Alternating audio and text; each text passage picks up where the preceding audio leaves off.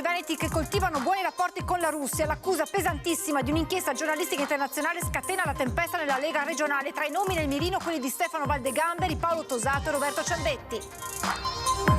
Lo speaker dell'opposizione in Consiglio regionale, Lorenzoni, attacca Zaia e Intervenga, chiariscano subito. I diretti interessati smentiscono ogni ipotesi e parlano di una guerra di propaganda in corso. Tragedia con Giallo in una casa di riposo di Padova. 72enne ospite muore cadendo dal balcone della struttura. Indagini dei carabinieri, disposta l'autopsia. Insegnante di sostegno del Padovano rinviata a giudizio con l'accusa di aver maltrattato un alunno autistico di 9 anni. La donna incastrata da una telecamera. Precariato e pendolarismo estremo, la denuncia regionale dei lavoratori delle poste in presidio davanti alla sede di Mestre, trattati come pacchi. Al via il Carnevale di Venezia 2023, tra eventi diffusi e l'atteso spettacolo in Canal Grande questa sera. Nel frattempo sono state scelte le 12 Marie. Da anni saluta, ogni giorno le auto passano fermo lungo la Feltrina tra Alano di Piave e Pederobba e ora quello che tutti chiamano l'uomo di Fener viene segnalato da Google Maps come attrazione turistica. Severina Chiurato compie 110 anni, è la nonna più anziana del Veneto. Siamo andati a trovarla per fare gli auguri a casa sua a Torri di Quartesolo.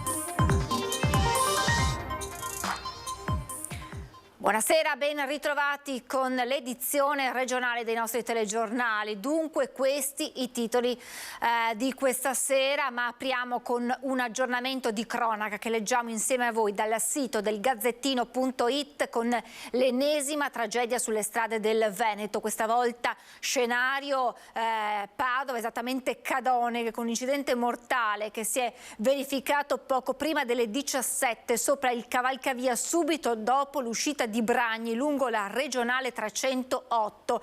L'impatto è avvenuto appunto nel territorio di Cadoneghe, non distante dai confini con Campodarsego. La vittima, che si trovava in sella ad una moto per cause ora al vaglio della polizia stradale, ha perso il controllo del mezzo finendo fuori strada.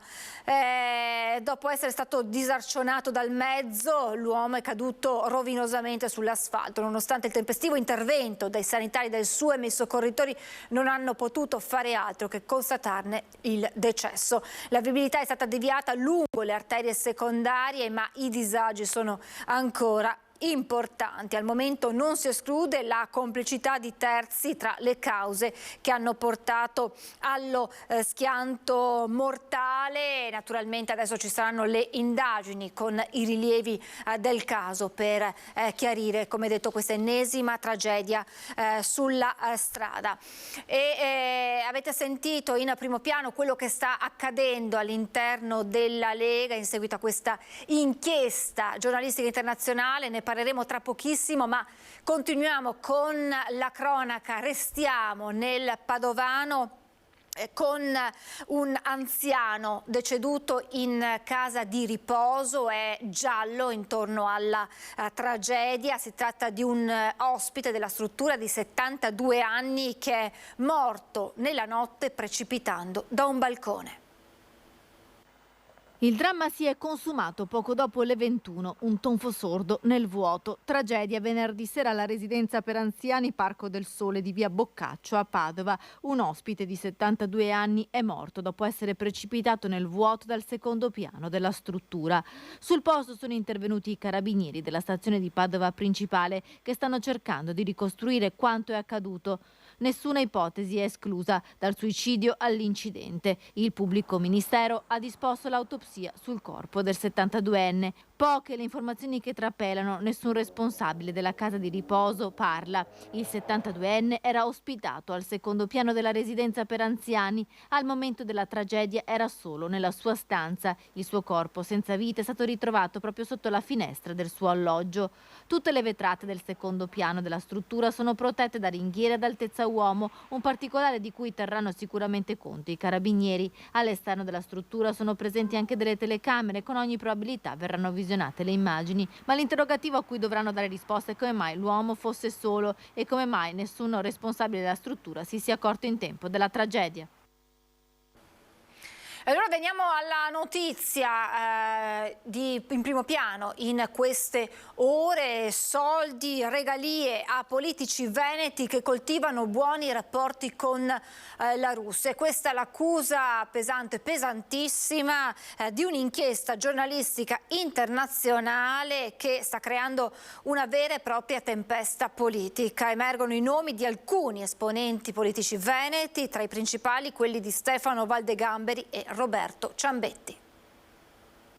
Legittimare l'occupazione russa in Crimea e promuovere politiche pro-Mosca in Europa. Questo è l'obiettivo dell'International Agency for Current Policy, realtà guidata dal parlamentare russo Sargis Mirzakhanian, la cui attività è stata svelata da un'inchiesta giornalistica internazionale, complici migliaia di mail che dovevano rimanere riservate e che conterrebbero invece le prove di come i lobbisti russi intendessero pagare i politici con tanto di onorari e budget per piani di viaggio, compresi soggiorni in resort a 5 Stelle sulle rive del Mar Nero. È in questa fitta corrispondenza che emergerebbe con forza il nome del consigliere regionale Stefano Valdegamberi, già assessore regionale e oggi nelle file della maggioranza a Palazzo Ferrofini. Sarebbe stato lui il principale referente politico dell'agenzia russa non solo in Veneto ma in tutta Italia. Accanto a quello di Valdegamberi anche i nomi di Paolo Tosato, senatore leghista veronese e già consigliere regionale, e di Roberto Ciambetti, anche lui leghista e attuale presidente del Consiglio regionale. Nel materiale raccolto dal PUN investigativo, va detto, non risultano documenti finanziari o estratti conto capaci di dimostrare che i pagamenti siano stati effettuati, semmai l'evidenza di una relazione costante nel tempo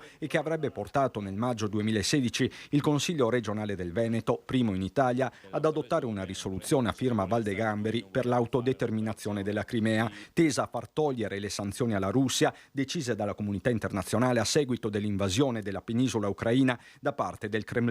Sull'esempio veneto si mossero poi Lombardia e Liguria, tutti provvedimenti che ebbero un effetto tonificante per la propaganda di Mosca. Nell'inchiesta giornalistica finisce sotto la lente anche la visita della delegazione veneta in Crimea dell'ottobre 2016, quando si siglò un protocollo di cooperazione fra Veneto e governo locale filorusso, presenti Ciambetti e lo stesso Valdegamberi.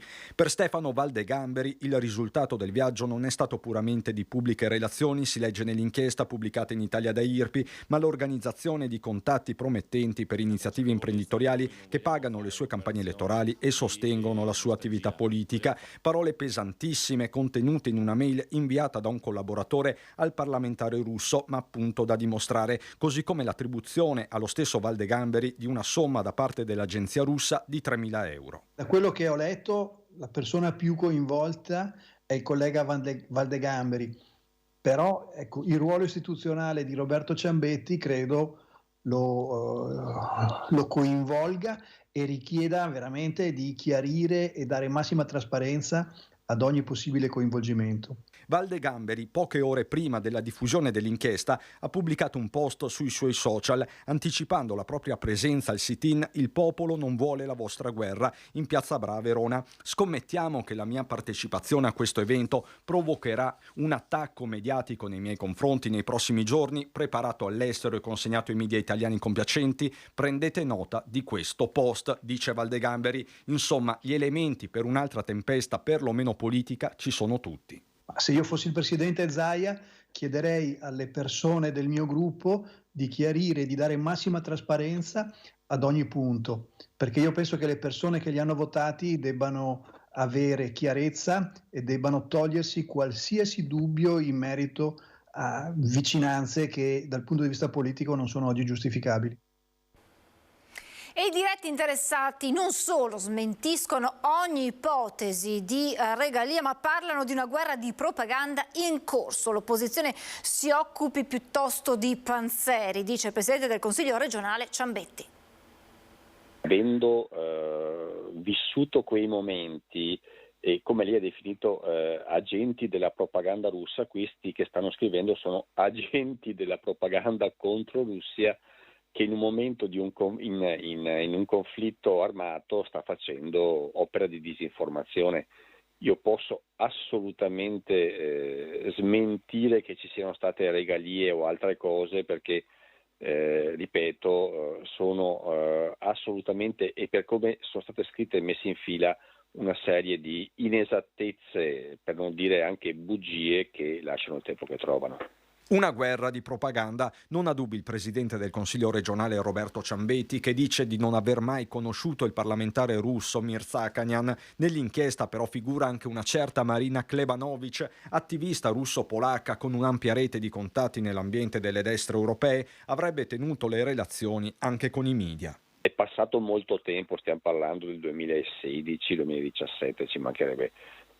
Sinceramente non mi ricordo se c'era una Marina o qualcos'altro fra gli addetti stampa dell'Economic Forum a Yalta, però ripeto, quel signore lì citato vi assicuro non l'ho mai visto, mai sentito. Ciambetti, che da ultimo commenta la richiesta urgente di chiarimenti formulata dall'opposizione di Arturo Lorenzoni, tirando in ballo il Qatargate e lo tsunami che si è abbattuto sui socialisti europei. Io vorrei chiedere se Lorenzoni ha mai conosciuto Panzeri nelle sue attività istituzionali o professionali.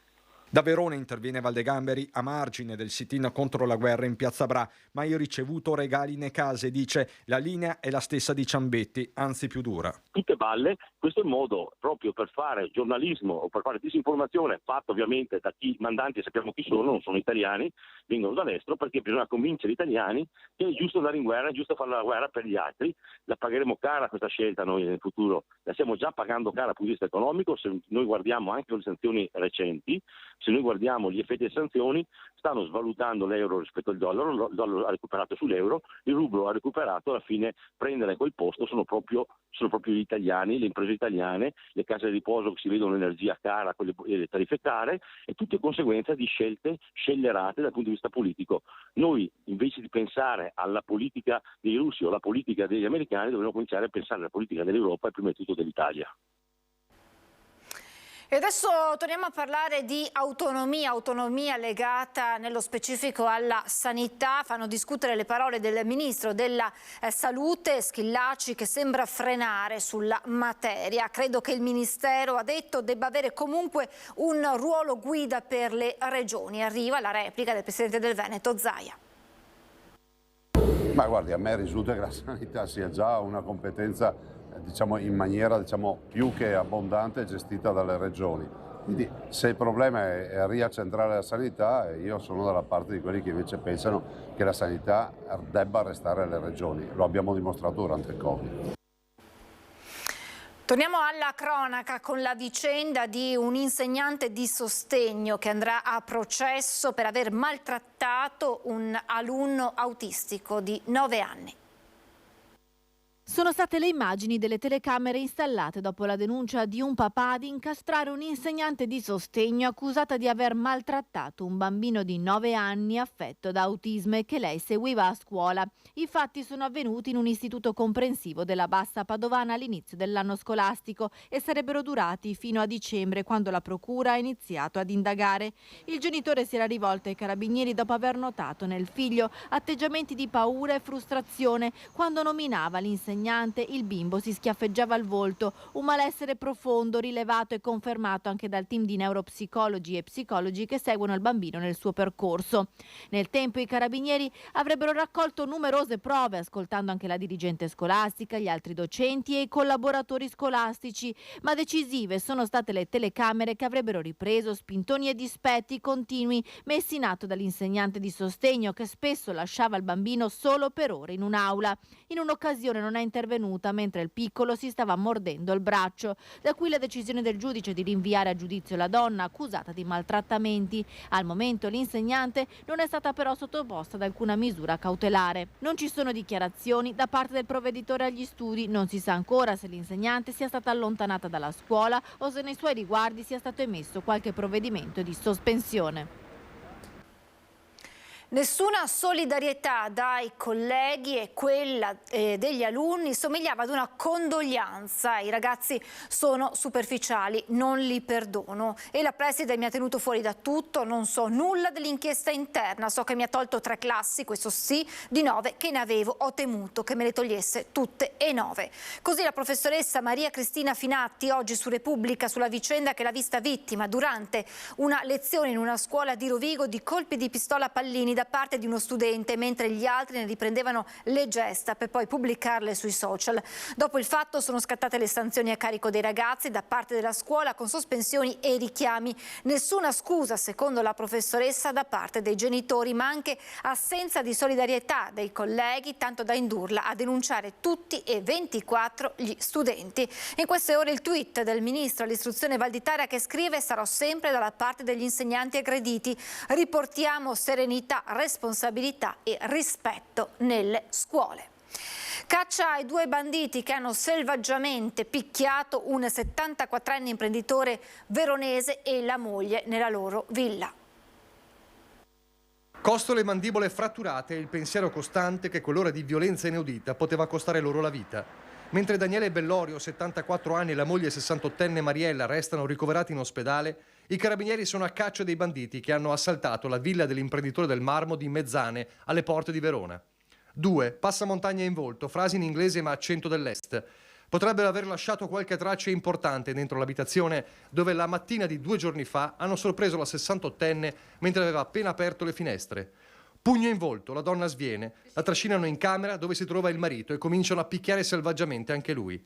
È un imprenditore, deve avere tanti soldi in casa, pensano, ma non è così. E allora, di fronte alle spiegazioni disperate e alle suppliche dei 2 coniugi, la loro furia sale. Legano gli anziani e continuano a picchiarli. Un'ora da incubo, prima della fuga con 4.000 euro e qualche gioiello. A trovarli poco dopo la domestica che fa scattare l'allarme. Avevano gli occhi fuori dalle orbite, pensavamo di morire, ha raccontato poi la donna in ospedale. La caccia alle belve è aperta. Voltiamo pagina, troppo part-time, precariato e troppo pendolarismo. Dipendenti di Poste Italiane in sit-in davanti alla sede di via Torino a Mestre per chiedere all'azienda più attenzione verso i lavoratori. La manifestazione è stata promossa dalla SLC CGIL. Poste è la più grande azienda italiana e adesso ha un progetto importante, Polis, per portare i servizi su tutto il territorio. Il problema è che servono le persone, bisogna assumere le persone e stabilizzarle, invece ci sono ancora tanti precari, tanti a tempo determinato, tanti part-time e soprattutto tanti pendolari. E così non si può garantire un servizio. Precariato e pendolarismo scandiscono la politica aziendale di Poste Italiane, denunciano i lavoratori del sindacato della comunicazione della CGIL in presidio davanti alla sede di via Torino a Mestre. Chiedono di mettere in primo piano i dipendenti, spostati spesso da un punto all'altro, dicono, come pacchi postali. Noi abbiamo lavoratori di Venezia che lavorano a Padova, abbiamo lavoratori di Padova che vengono mandati a Venezia, abbiamo lavoratori in giro per la provincia per andare a fare mansioni che sarebbero coperti da lavoratori che avrebbero effetti sul loro pendolarismo pari a 0. Lei dove abita? Abita a Mogliano Veneto. E dove lavora? A Padova. Quanti chilometri fa al giorno? 95 km al giorno. Lei dove abita? A Mestre. E dove lavora? Al CMP di Padova. E quanti chilometri fa al giorno? Faccio 37 km andata e 37 km al ritorno. Altro problema è quello del personale precario o part-time. Il part-time è una condanna, perché condanna i lavoratori ad essere poveri pur lavorando. È un'esigenza che crea l'azienda, perché così ha dei lavoratori più flessibili, più ricattabili, che hanno bisogno di sbarcare il lunario e quindi fanno turni, fanno straordinari solo ed esclusivamente perché l'azienda sfrutta la loro condizione. Restiamo a Venezia, ma per una notizia di tutt'altro colore, parliamo proprio di colori, quelli del Carnevale 2023 che parte ufficialmente oggi. Questa sera la parata sul Canal Grande con luci, danze e appunto i colori che apriranno ufficialmente la kermesse.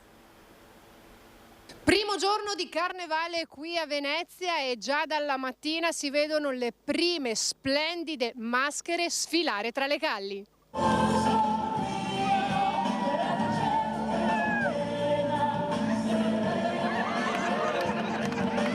Motivo di svago, motivo anche di confrontarsi con l'altra gente, anche di far contenti altra gente, ti chiedono le foto insieme, li vedi col sorriso, li vedi insomma, sembra proprio una cosa bella, ecco. Di gioia, uscire un po' da tutte le giornate grigie. Il carnevale prende ufficialmente il via. Questa sera con il grand opening Take Your Time for the Original Signs. Il Canal Grande si colorerà di luci, danze e musica.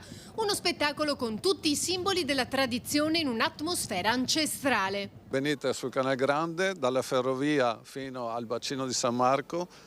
C'è una grandissima barca creatura che abbiamo chiamato Original Dreamer, con tutti i protagonisti del Carnevale di Venezia, con effetti speciali, con musica, una cosa pulsante e viva che attraverserà tutta la città portando la Maria dell'anno scorso Alice Bars fino a San Marco. La parata sarà capitanata da un unicorno su uno sfondo bianco come le pietre fondanti dell'architettura della laguna. 50 artisti vestiti con le splendide creazioni degli storici atelier veneziani che faranno rivivere le rive di colore e arte. Un carnevale ricco di eventi ovunque. L'anno scorso abbiamo creato questo palcoscenico all'aperto con un grande teatro galleggiante, abbiamo visto una grande risposta sia del pubblico veneziano, cioè sono dei biglietti a disposizione per i residenti della città, sia per gli ospiti per la città, e quindi da sabato 11 e domenica 12 per tutta la settimana grassa, dal giovedì grasso 16 fino a martedì,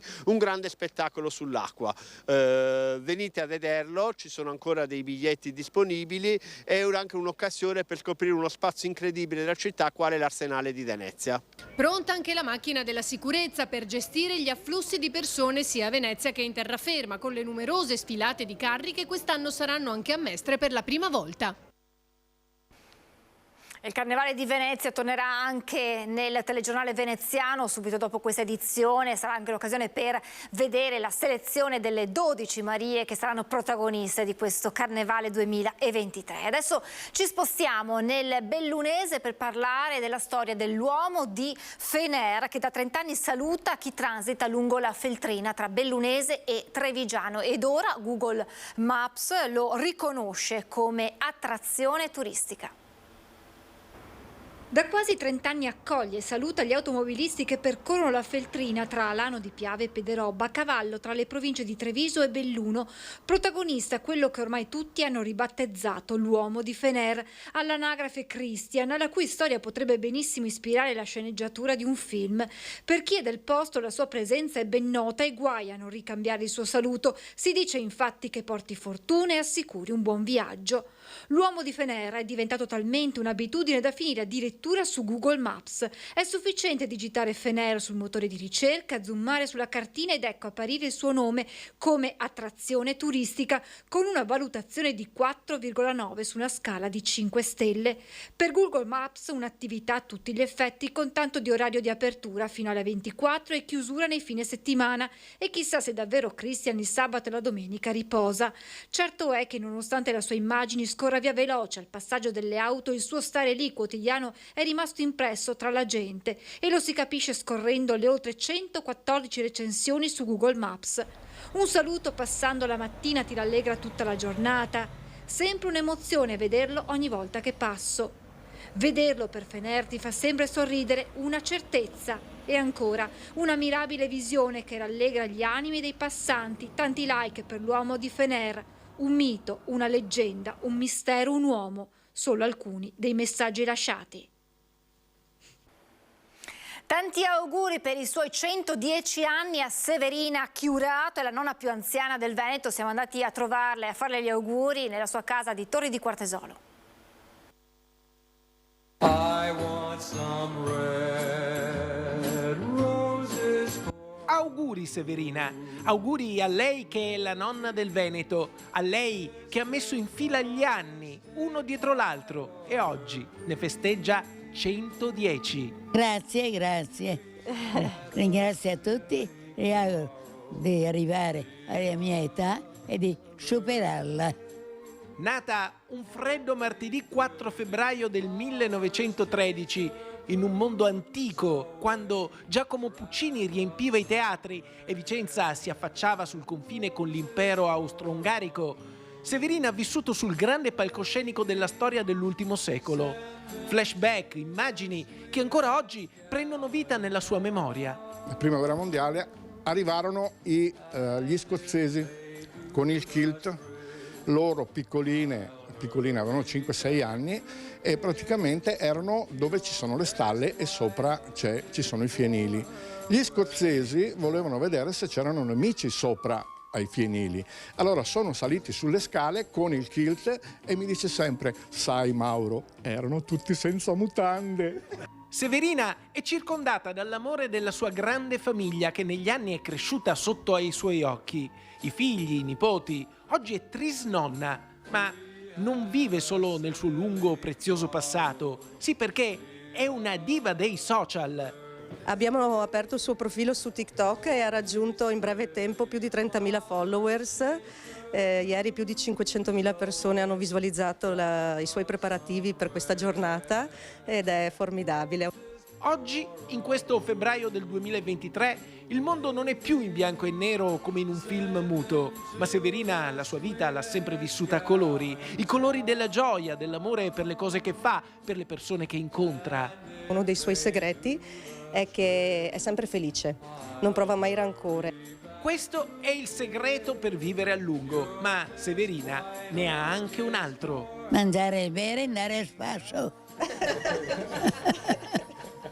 E allora auguri Severina, il sindaco di Torri di Quartesolo le porge i fiori. Ho portato i fiori come faccio ormai da 10 anni, insomma. Si succedono i sindaci, ma comunque Severina rimane qua. È il momento del brindisi, in onore di una ragazzina di 110 anni che ci ha insegnato che sorridendo si vive più a lungo. Un brindisi ai 110 anni della nonna più anziana del Veneto, Severina Chiurato, con un buon prosecco veneto. Auguri! Auguri! Cin cin!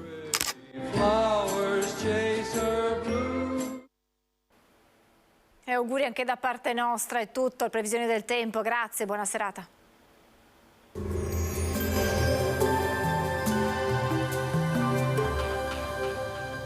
Cooperativa Agricola Volpago offre carne fresca di prima qualità. Ci trovi a Volpago del Montello, Pieve del Grappa, Tre Baseleghe e presso lo spaccio del contadino a Dolo e Massanzago. Benvenuti al meteo. Anticiclone delle Azzorre in declino, il tempo si manterrà stabile ma torna l'aria gelida di origine artica. Il dettaglio di domenica 5 febbraio. Sul Veneto cielo nel complesso poco nuvoloso con significativi spazi di sereno ma anche fasi di copertura piuttosto estesa. Limite delle nevicate in calo fino a quote collinari.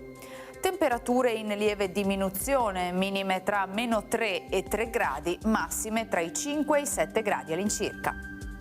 Spostiamoci ora sul Friuli Venezia Giulia.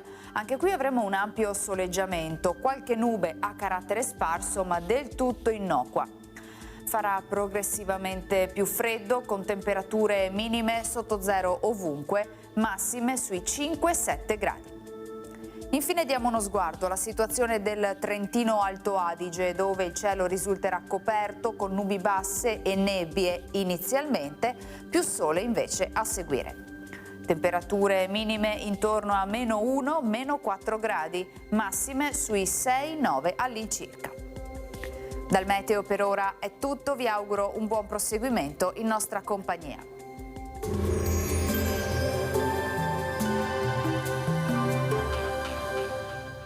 Cooperativa Agricola Volpago offre carne fresca di prima qualità. Ci trovi a Volpago del Montello, Pieve del Grappa, Tre Baseleghe e presso lo spaccio del contadino a Dolo e Massanzago.